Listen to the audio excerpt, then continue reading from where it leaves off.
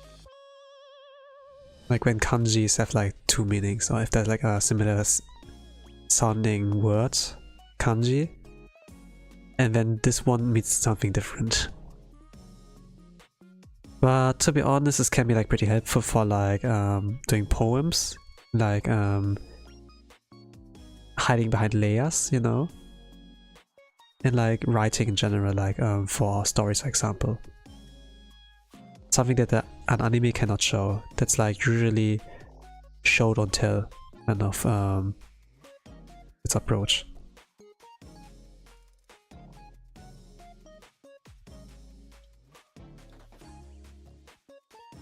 There are like very few who can actually top the writing of a good book, light novel, web novel.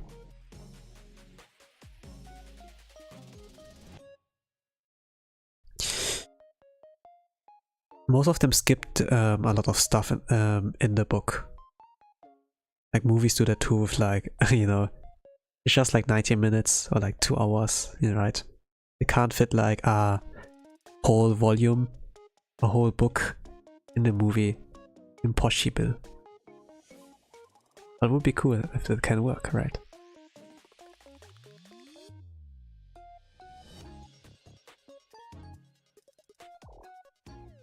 Oh yeah.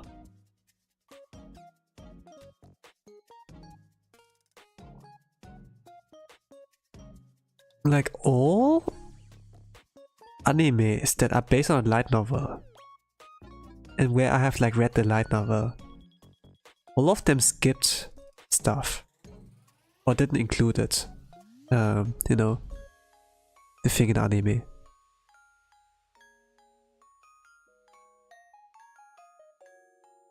With manga? No, actually not. Like most of them, they did adapt everything what was like in the source material as well. But yeah, light novel wise, web novel wise, book wise, I do remember a lot of things missing.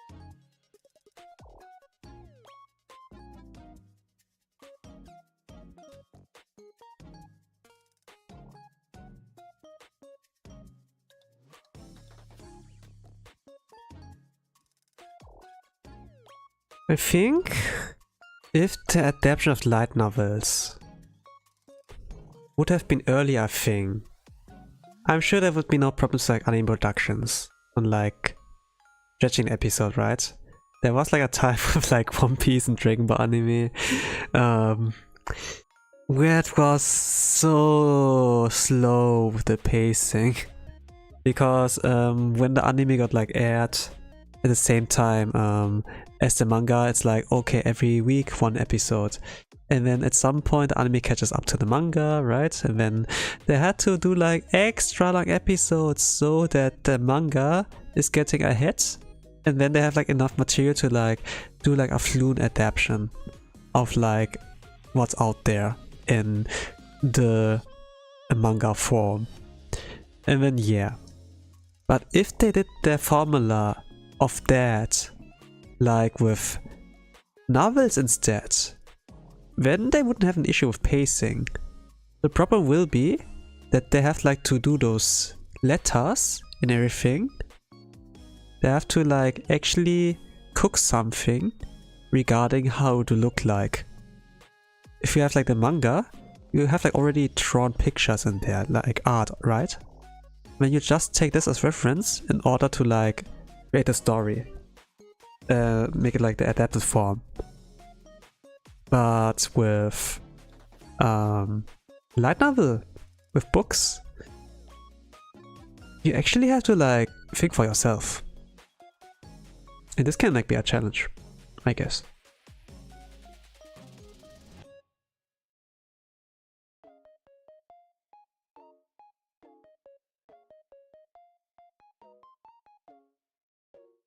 Let's see if I can do that now.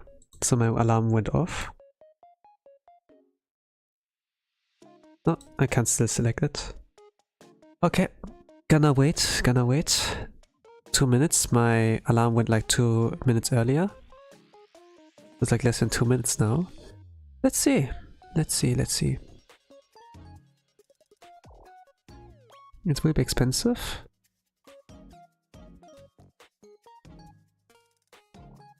This is like a time where I'll be like pausing for now with like the drawing. But it doesn't take too much. I'm gonna refresh the site.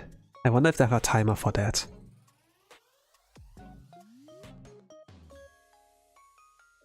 Okay, 1 minute. Let's see. Phew.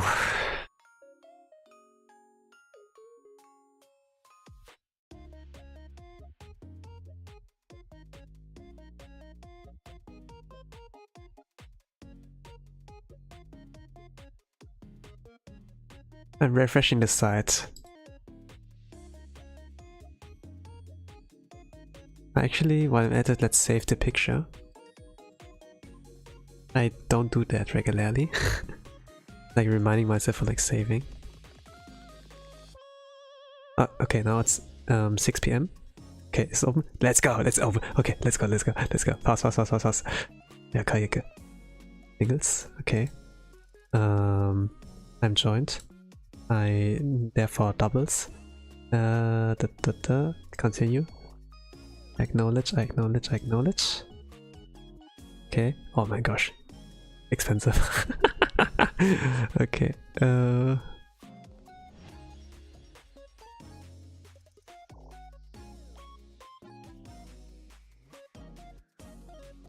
Okay. Autofill.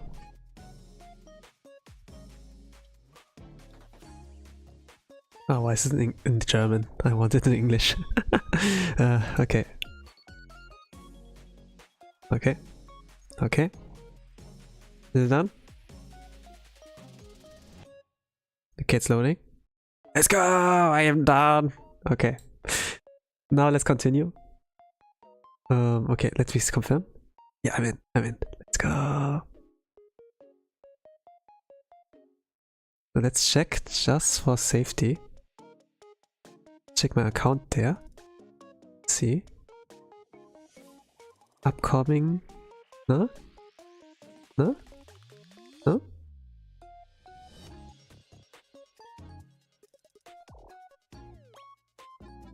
Okay. Let's see my emails. Yep. Okay, I got it. Okay. Alright, then let's continue drawing.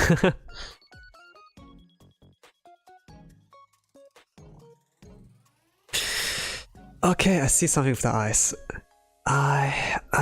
Janai. 誰もいない Inai. Inai Noel.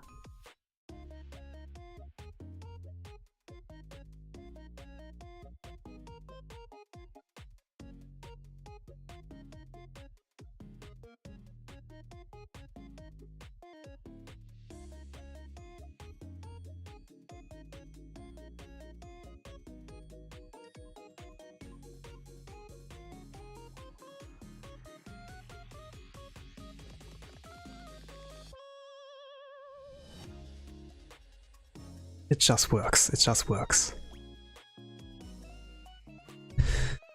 Okay.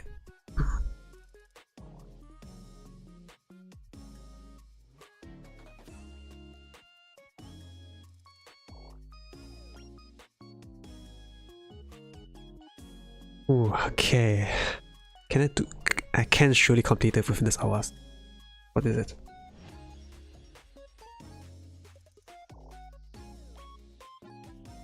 Okay.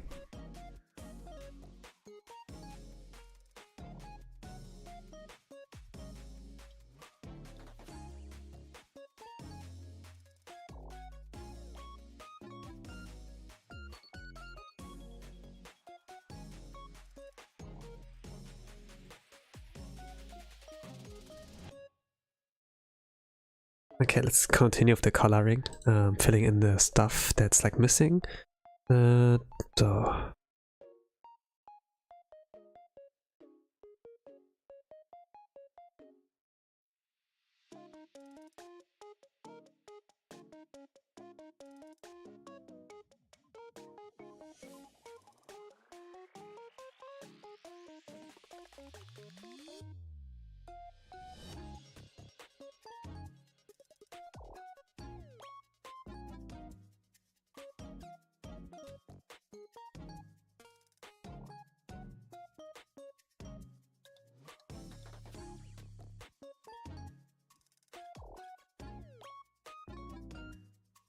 Okay, because of that short interruption, I lost focus on like what I yapped about. Let me like think. I could just like switch on a new one, but it can be like helpful to stay on topic.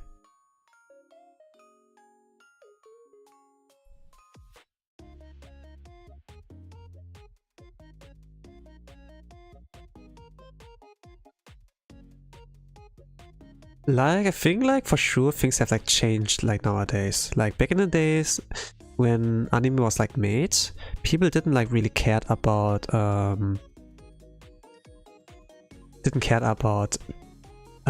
sensitivity.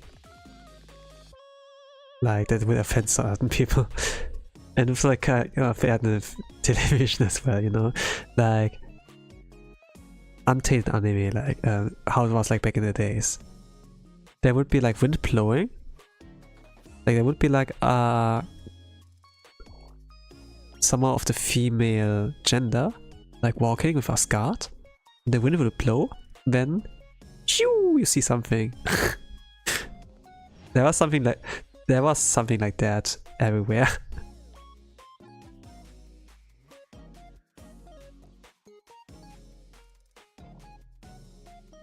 But yeah, nowadays, like for example, like Rama 1.5, they showed like the nipples. They didn't even really care. It's like, yeah, okay, cool. But like how it's nowadays, it's like, yeah, actually more understandable that it's like they are the censorship. That they have like in terms of like a ray of light or like steam like covering that up, right?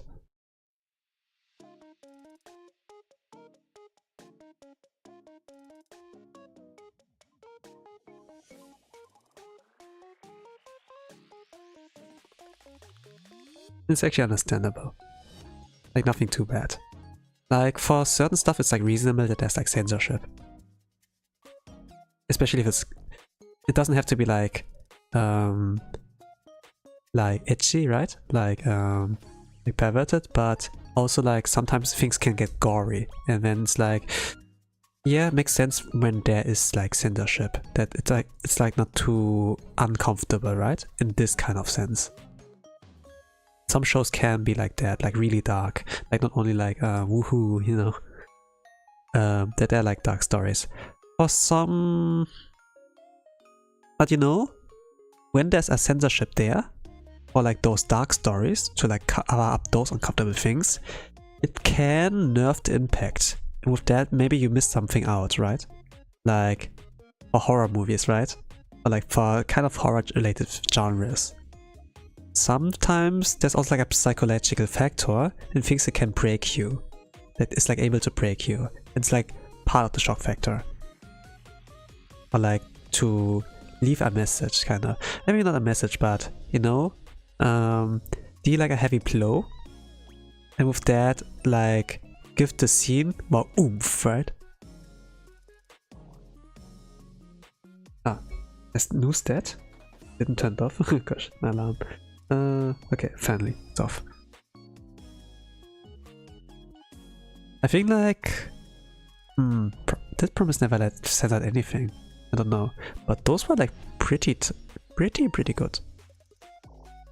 What Promise Neverland did.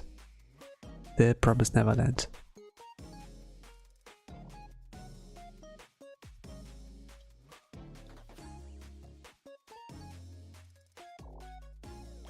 I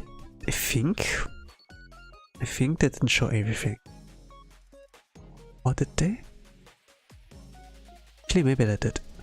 Because there was nothing too... Yeah, there was nothing too big. Yeah. But Prison School? Prison School. Oh, I think they did. But it didn't like lower the impact, actually.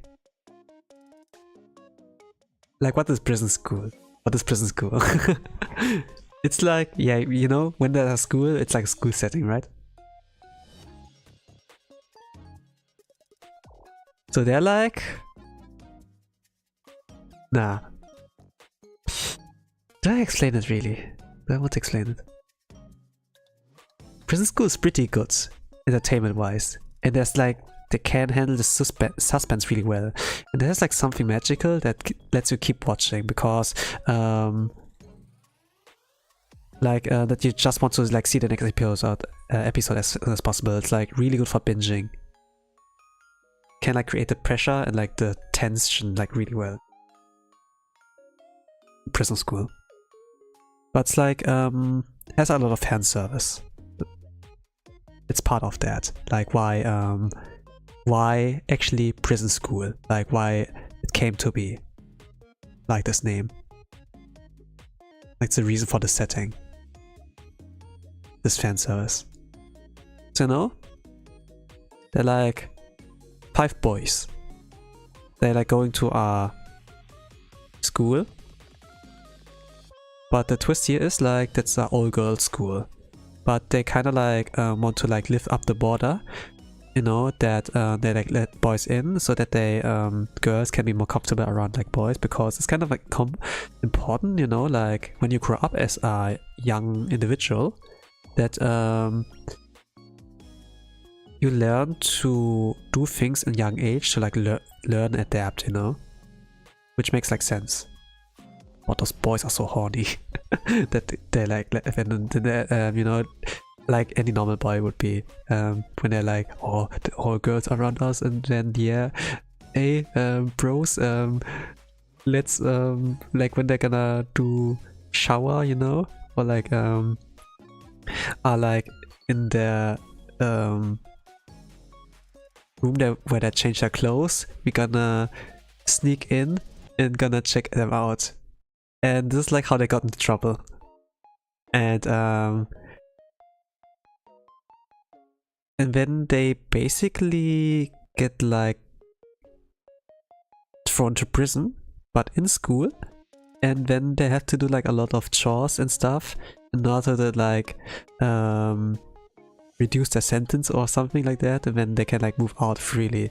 But while they're like there in the prison school, they get like disciplined, you know. They from like the student council there that are like also like full of like, yeah, you know, girls. But the art style, they look like mature kind of women, like some of them. They're like looking a lot older. Like the drawing style is like pretty good. The manga's like pretty good as well. But surprisingly, the anime, it can match the level of detail like of the manga. It's like maybe slightly nerfed, but the impact is like still there. Like a lot of scenes. It was pretty enjoyable, and then it had actually some gay moments there actually. Where it actually looked like that, you know, where I'm actually not gonna mention it, but look at it for yourself, it's actually like pretty entertaining. It's really good, it's really good. But yeah, like we want, there's fan service. For both sides, actually.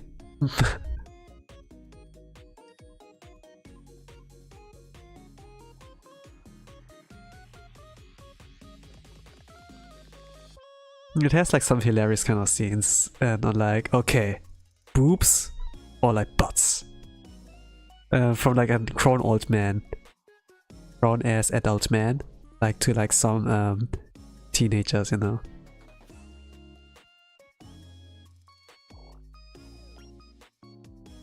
It's really unfiltered, but this makes it so good.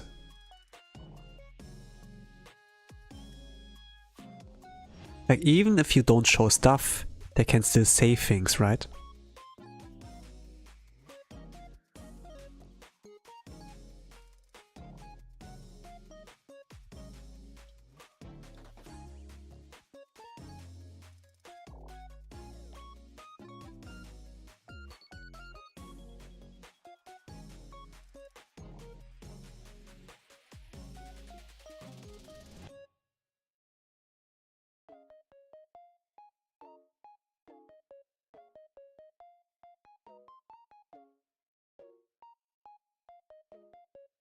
And when the story is like about dialogue and like the intense scenes, then yeah, I think like the anime is not really nerfing anything there, anything important. Not like reducing the impact. I was kind of like thinking, oh, should I show that to my teenager little bro? I kind of like that anime. I think he would like it too, but maybe it's like too edgy, you know? It's like always this dilemma. But yeah, I'm gonna be a responsible Oni-san, you know, and yeah, be responsible. Like, not show it. Or maybe take responsibility for yourself. Let him show it. Awakening this is important for trap in like adulthood. Nah, no. For the most part, I just watch like shonen action series with my little bro. ReZero was actually, I think, okay, because this stuff was like actually censored. Like, not really censored, but it was like something like too much darkness, you know, in this kind of scene. Like, not a ray of light, or that the plot is like white. You know, there's like this kind of meme, you know, that in China a lot of things are like censored. Like if they watch like anime, like that the plot is like white, right? But you know, like the amount of plot there is for like in ReZero, it looks like the other. It doesn't. Yeah, it's not plot. Yeah, but because it's white, it's so wrong. There were like some memes out there, and I actually had to like you know, laugh there.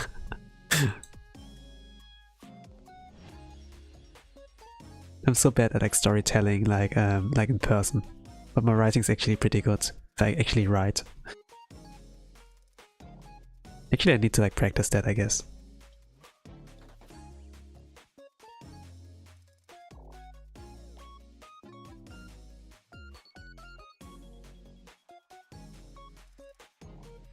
It looks pretty wrong, I must say.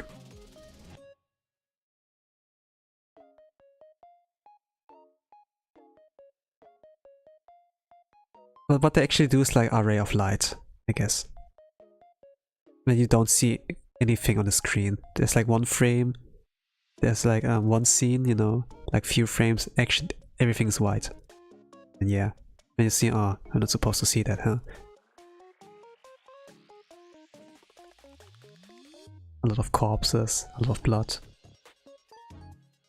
Maybe like the face will be shown, like of the corpses, right? And it's like that. Sometimes I think like China's too strict. But there's also argument it's like good that they're like strict like that, because then everything's controlled. I heard something like around this comment from like Jackie-chan. And yeah, I guess if it comes from him, it's like understandable. Like why that is, because things are in control. If things are like too loose and free, like in US, right? Things can get like out of control. At the same time, everywhere, doesn't matter where it is, you know, there are like some bad apples. Like the nationalism in China and how sensitive they are to like the T word, you know, when it gets like mentioned somewhere that's like a part of their, or that's like a separate country. Yeah.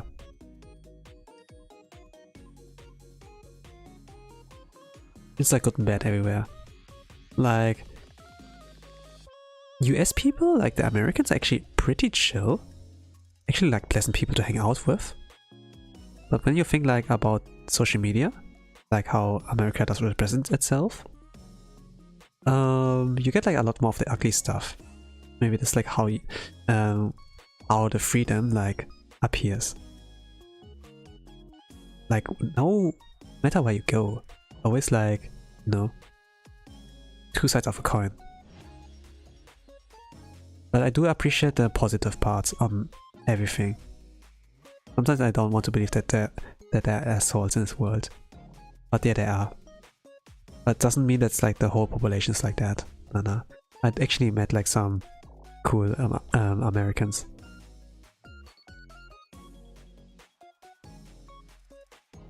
I probably think too much into it, you know. But sometimes it's like how it seems like. Like I try to like understand that there's like really like a good and bad side, you know, that actually like decent people out there in this continent, in those continents. But if I think of the majority, it's like, yeah. Or like if our people look at it, maybe they get like the same impression. I think sometimes, you know, be like the American, the Japanese think you are. Like show an American story. Like the thing that's getting released next year. I'm like looking forward to that. This looks like pretty fun.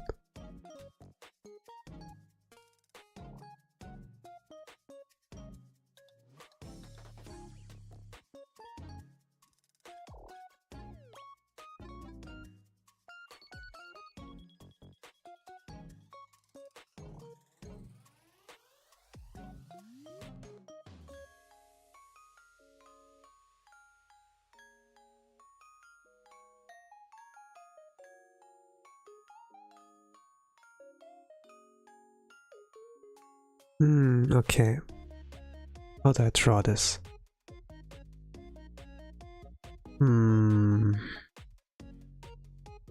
What color does it need? Well, let's borrow some. Like the weapon, the mace.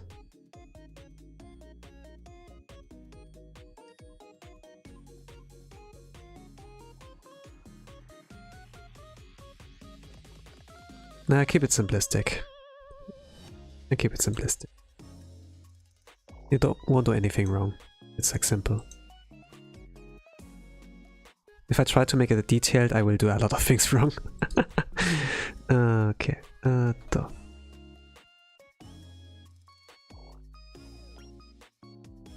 do respect people who are willing to add a lot of textures in there.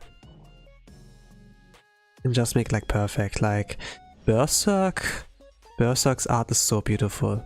Or like Junji Ito's horror art was like really beautiful. Like people like are just willing to like spend a lot of hours into their craft to make it like look perfect.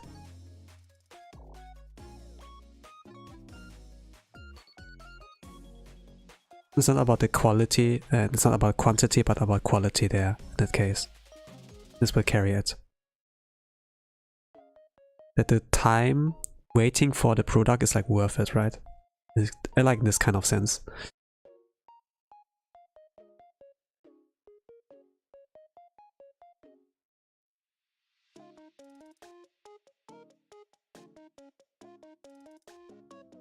And for my case, I'm like more of the quantity guy.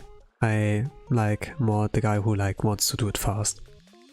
And it's like good enough for me. Even if I don't get like a perfect product, it's like fine for me. I'm like more happy if I'm like actually finished, if I'm like done. I'm like lacking some skills in like doing textures and this kind of stuff, and yeah. But the more I draw, the faster I am, maybe like naturally like my quality will improve, right? Like I think like that's like true for a lot of other stuff, not only drawing. Like at some point you're like, you know, like if you're like a smith, you know, maybe you would be like faster to like do forging and your Middle Ages kind of stuff like weapon production and something like that. At some point we'll be a lot faster. Doesn't have to be like weapons as well. Like smiths, I also do other stuff like doorknobs and a lot of things that are like furniture related, right? Actually I have knowledge in like forging and like working with hot metals. Like one of my trainees back in the days had something to do with that. So I'm like kind of experienced in like working with metals and like, no, I actually like smithed some stuff. I made like a steel rose, actually. I made a steel rose. It sounds like pretty hard to do, to be honest, but it has something to do with smithing, you know. I made like a steel rose. I don't know if I still possess it, this thing. Maybe I gave it to like someone else, but it's like pretty like weird to like carry it around. Like I had to move a lot in my life, and then yeah, it was like a little bit it took too much space.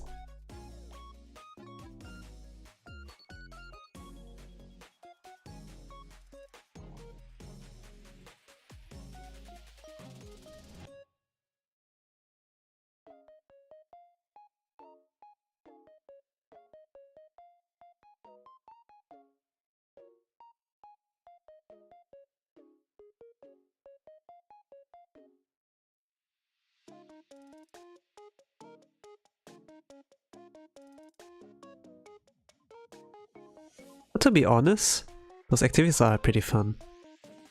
Like metalworking. Ah man, actually, I really could do a lot with this knowledge. Like forging. Like story writing wise.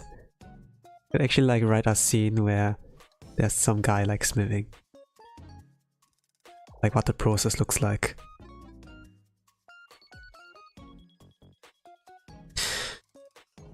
There was like a time where I was like really interested in like Middle Ages. And I read like a lot of stuff in there. And fortunately a lot of isekai stories or like fantasy stories in the anime sphere. There are like, you know, there are like a lot of things that are like Western Middle Ages, right? Like not necessarily like samurais and stuff, but you know, with like knights, with like kings, you know, this kind of thing. And like castles, this and that. And I think like this would be really useful. I did a lot of research of there, like there when I was young. Maybe it was like all for this moment, you know.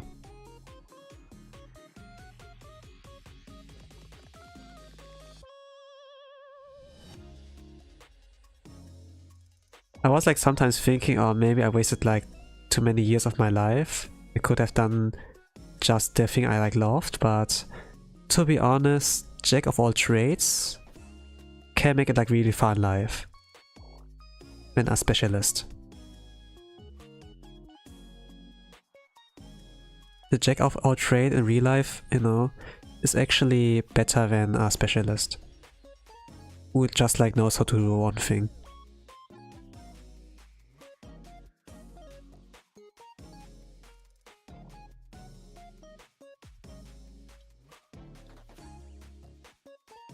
There are like some reasons for that, but I like kind of forgot what actually. But maybe you can like think of why. Like the more cards you have available, the more options, right? It's like why parents or like teacher like recommend it, you know? hey, do your best at school to get a good degree, and then you have more options left. Sometimes you don't like know what you want to do in life. It's like just, oh, I go to school like everyone else. I don't really have a plan in life.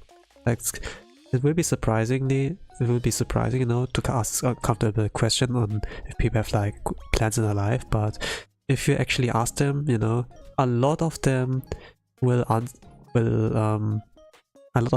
don't have like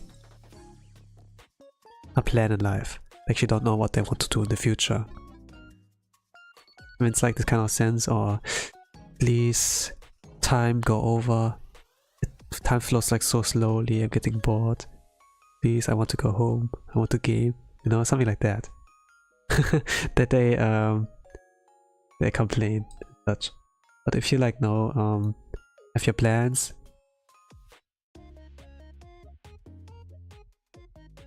it's like a different experience. And like my teacher would be like, oh, the often you look at the clock, the slower time will like flow. It was somewhat true when I was like kind of aimless and impatient, you know, because I just wanted to like get back to games and like freedom. But it's not really freedom, to be honest. I'm just like submitting to my addictions. So like my brain who's like, oh, I don't want to go to school, Tosan is so bad. And the brain is like pretty smart in that, you know. Like the brain knows what's like good for you, like fun for you. Like you enjoy playing games, okay, let's encourage the behavior, you know. Like back in days, like caveman kind of things, like when we were hunting. We did a lot of work in order to like slay our animal or like trap an animal to like obtain like food for us. And when we get to eat, all the dopamine and things like good, you know. It's like encouraging that kind of behavior. And you know, in order to like get food and do things, we have to like to go out, collect ingredients, hunt animals, right? But nowadays, all those instincts and like things in our brain, they like backfire and like technology usage, and we can get like trapped, right? If like the first thing we start off like when we wake up is like checking the phones, then our brain's gonna be catching it like, oh yo, you want to be more on those screens? Then I got your back. And when we go to school, kind of, you know, it's like, I don't want to go to school, and I'm not allowed to look at the phone, but I want to, you know? It's like that your brain's like encouraging this behavior, and it's like discouraging like discipline and like school stuff, and it's kind of like sabotages you. You're supposed to be my ally, brain! Why are you working against me? You know, it's like this kind of sentiment, but you can actually like make it a you can like work against it actually.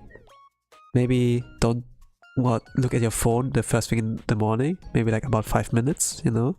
Can be like a big step, and like slowly do like more and more. Maybe like at least 1 hour is like the max, right? But you can surely like do 5 minutes, maybe 10 minutes, you know. Like try it out. Like be aware when you actually like get to your phone and waste your time. Sometimes like the things like notifications, you know, they're actually like pretty good at like gluing us to a screen. I know like things in social media like pretty entertaining, pretty good and such. Like, don't get me wrong, like social media we see like the art of like people like do, or maybe like funny clips, yeah, maybe like some farming tweets, right? Be like, reply on this tweet and I will say what I like about you. And they farm like likes and like answers, right? Just to get more on the algorithm. There's like everywhere like that. And to be honest, I went into there, but now that I got like a little bit more of the mindset and awareness, and be like, do I need that in my life, you know? It's not really that necessary to like answer that and like fall for the trap or for the bait. Nowadays, you know, every time, like when I log into social media, it's only like I'm gonna upload my art.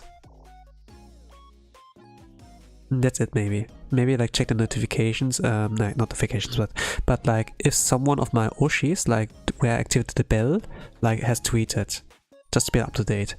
They're like only, yeah, I access like social media like a lot less thanks to that, you know. Like if you're like content creator, if you're like that when you access only social media when you like want to post something. No, it's like going to work. You go only to work because you need to earn money, and that's like the reason. I see that like as work, kind of. Like when I like upload my stuff and I have like, actually time to like check there. The other time I will like spend in like maybe watching anime, maybe like reading, maybe like drawing, you know, preparing the like next thumbnail. Like I don't have enough time in a day, like not enough hours. No, not a lot of people have like a lot of time. Like school, you need to like learn, you know, prepare for the exam, and maybe do your homeworks. But people who work 8 hours of work, you know, every day, like 40 hours a week maybe. Sometimes you work on weekends, and you need to sleep 8 hours. You need to like buy food if you like live alone and cook for yourself. It's maybe like 2 hours, right? I mean, your free time is maybe like 6 hours left, right? And just like scrolling internet, like getting distracted, you know, this can take a lot of time. Sometimes you want to play games as well. Maybe about Elden Ring, $70 game, $70 game, and then this is like rotting. I need to do something with this game. Yeah, of course, right? And yeah.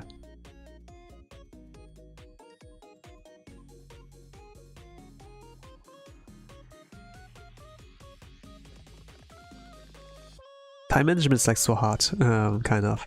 But the more and more I understand like the things that make technology like so dangerous, the easier it is like to counter against it, and like actually like how the brain works, and it's also like kind of important to like to know.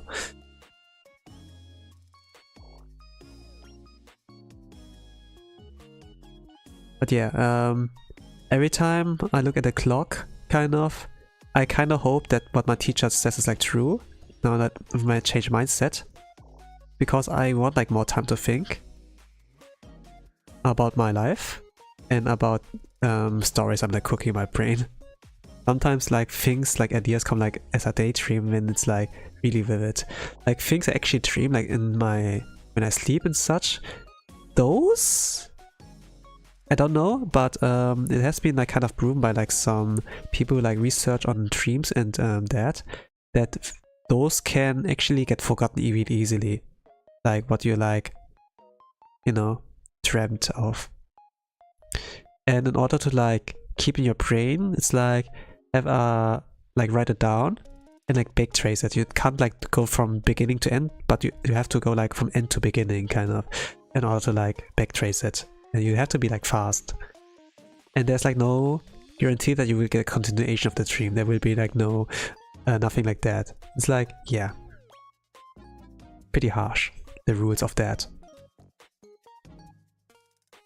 And I never had like lucid dream, for example, where I'm aware that sometimes I'm like aware that I dream, but I can't like control the dream, right? I heard like of people who can do that, or who did that, but I never got to do that myself. Kind of like interested in like experimenting with that. But even if I can do, I will not remember it, right? I like not the discipline in like dreams kind of thing. But if I have like not enough sleep, and then sometimes I'm like dozing off, I get daydreams, and those I can remember actually. Can remember daydreams. So most of my inspirations, like really interesting inspirations on like maybe writing a story, are like daydreams. But nowadays I have like healthy sleep. Nowadays I have healthy sleep, so I don't get this shot of inspirations anymore. Which is good and bad, but mostly good.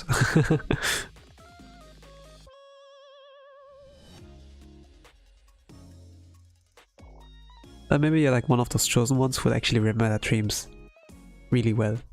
Have like really good memory. Maybe long-term memory. For me it's like maybe like short-term. Only like when the first thing I wake up and like think about the dream, maybe I can like grab hold on it, you know? Grab it. Actually not forget about things in my dream.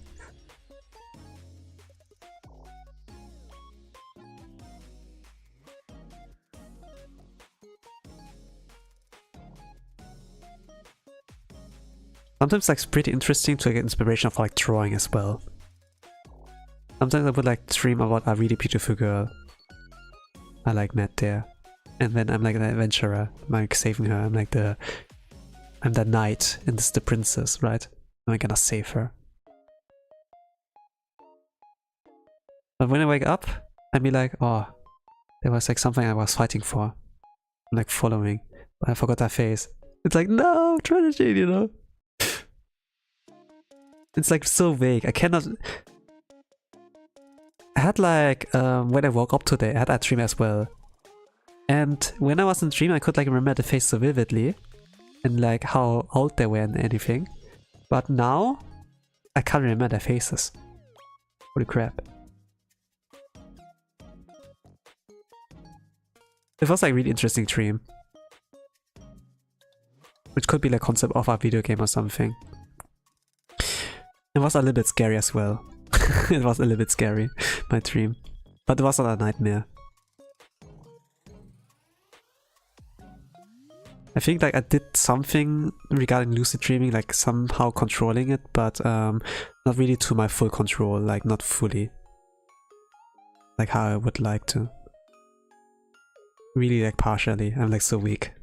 I don't have enough power.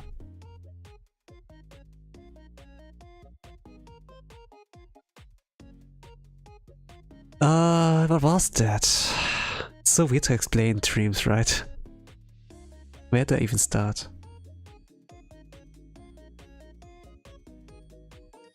Yeah, I can't remember it anymore. Whatever.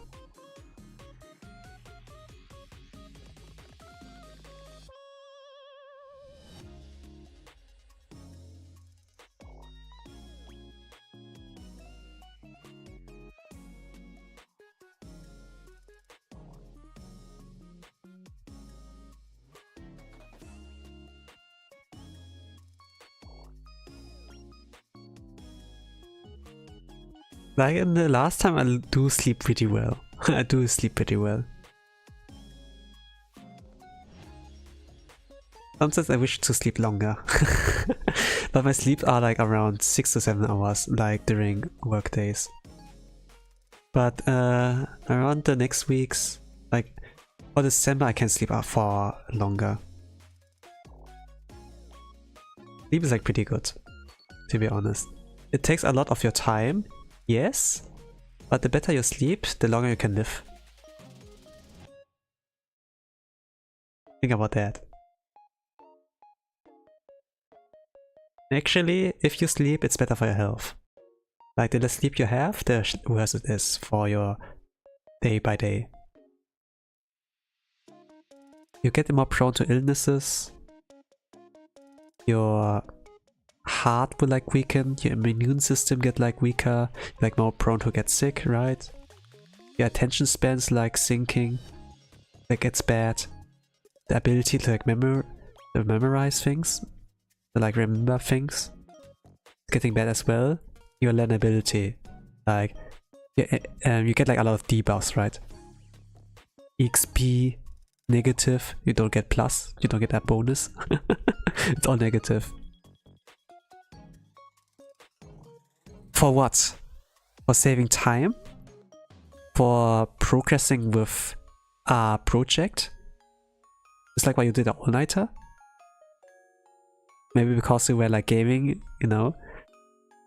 You know, you like, when you're like at your parents' house, they're like, go to sleep! You know? When, no. When it's like, having the Game Boy SP, you know, hiding under a blanket, pretending you're asleep, but you're actually gaming. Nowadays it's like a smartphone, right? But yeah. Maybe it's like that. You did the all-nighter because you didn't do anything productive, but you were gaming. Also understandable, right? But yeah, it's pretty unhealthy. Please take care of yourself. And if you're like one of those people who are like not only like having an unhealthy sleep, but also smoking, alcohol, you're not gonna live long. You will like notice it maybe like when you get like end of 20s, maybe like beginning of 30s. Like if you live very unhealthily, maybe you're gonna notice like really early on. Like you will age really fast. Like you get like a lot more wrinkles. You like notice a lot of signs when you like look in the mirror. For sure.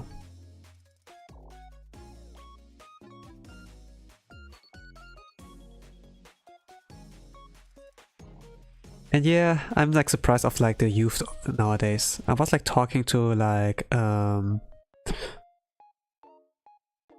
someone at the weekends, someone who's like respected for their skills in a video game. It's like one of the best in this country.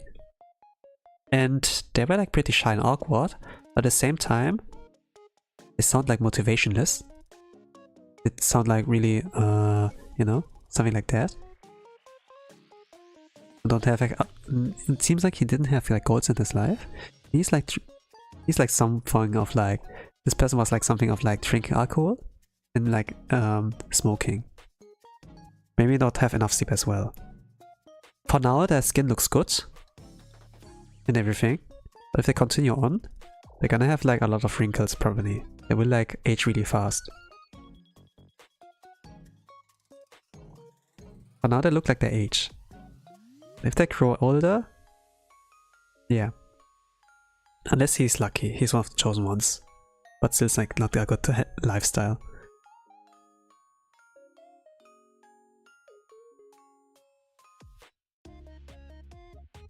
What I notice here is there's too much oppai.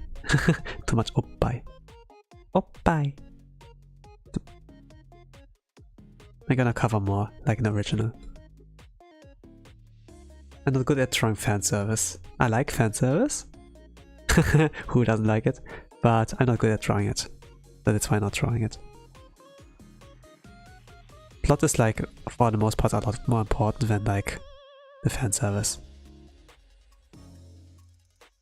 And to be honest, when I started like learning drawing, it was like not because of that. Not because of fan service. I'm like really bad at drawing that. You need to like be very knowledgeable of like anatomy.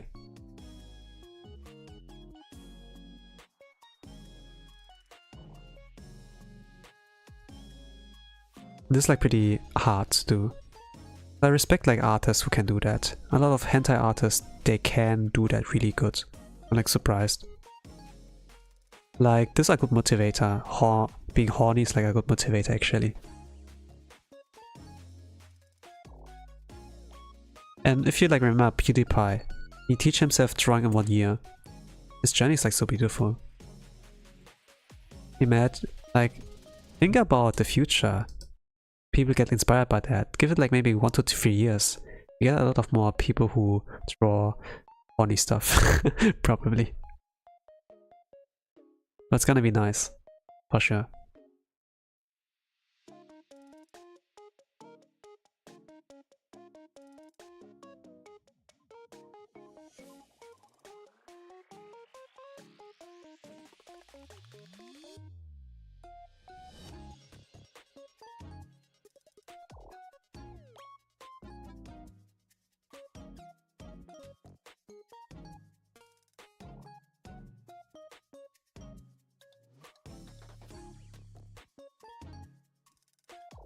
Didn't overshoot anything?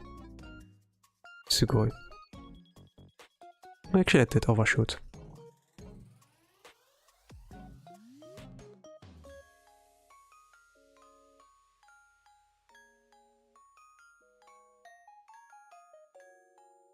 No, it's decent. It's not the best thing I've ever created, but it's okay, it's good enough. I think it's still won't top like my Momoe one.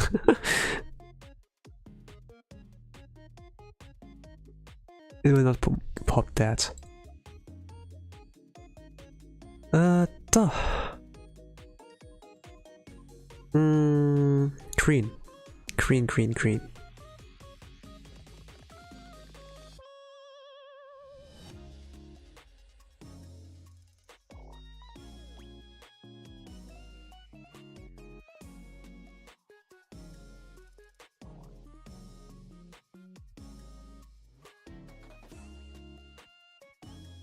The thing is, like, when I draw this art style, I don't draw the eyes really. Like, not the color thing, the anime eyes, right? But she has like the eye color of green. I think like what I will do is like just take the eye color, take like its different facets and like just make it as a background. This can be like maybe nice, I don't know. I will like try. Experiment.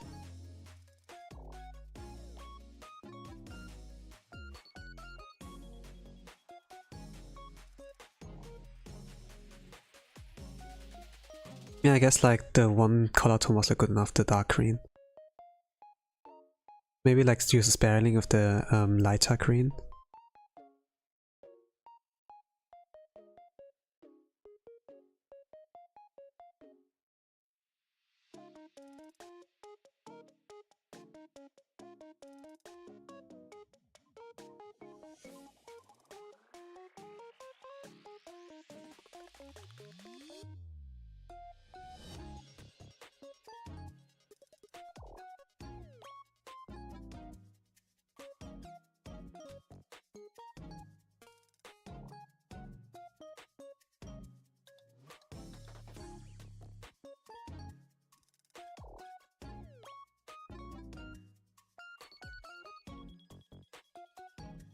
I don't know.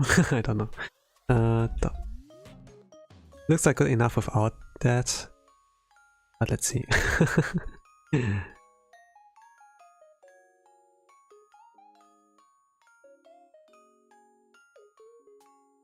I think I'm colorblind when I like try something with the colors. Sometimes I like cannot handle that power. But as long as it's simplistic, it's like good enough. Not a pro in that at all. But I'm still learning. I'm not learning enough though. I'm not learning enough. I'm not so intensive in like drawing. But I do notice sometimes like improvements. It's like enough for me. I would like leave the drawing job to like other people if I ever wanted to do like something bigger, you know. Like maybe commission people. But for now I can, like, it's good enough for what I want to do. I have like some plans in the future, but the most part I can like handle myself. Once I'm like far enough, then I will like get help. Pretty much. I like think.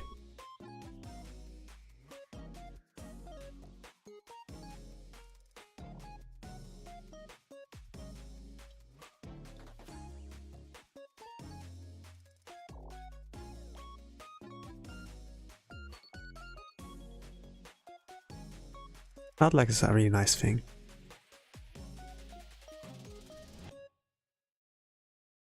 I'm like curious on like what PewDiePie will do, you know?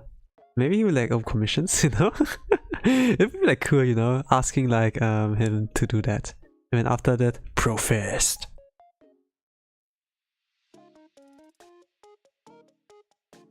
That's a cool guy.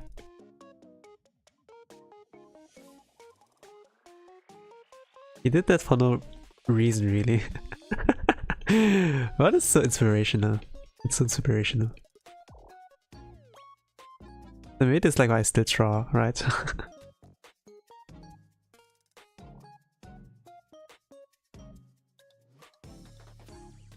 Yeah.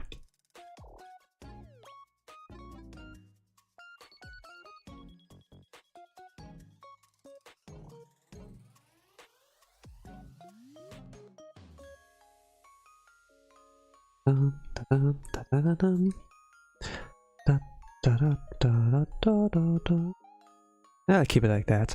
That's all for now. Almost 3 hours, holy crap. I was talking too much. But this design... At first glance looked like simple, right? Because my art style is simple, but actually it was like not that simple to draw. Character design. He's like a knight, Dancho. There's like a lot of armor, a lot of short parts, you know. For the shoulders, for the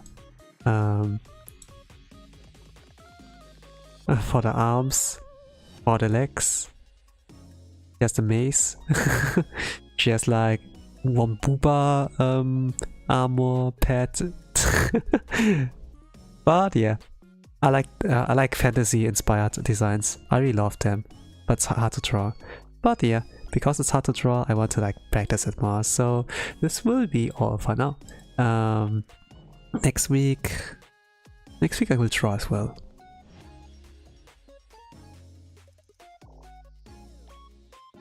Yeah. Let me check. Actually, nah. Let's keep it. But I will draw like Hololive VTuber again.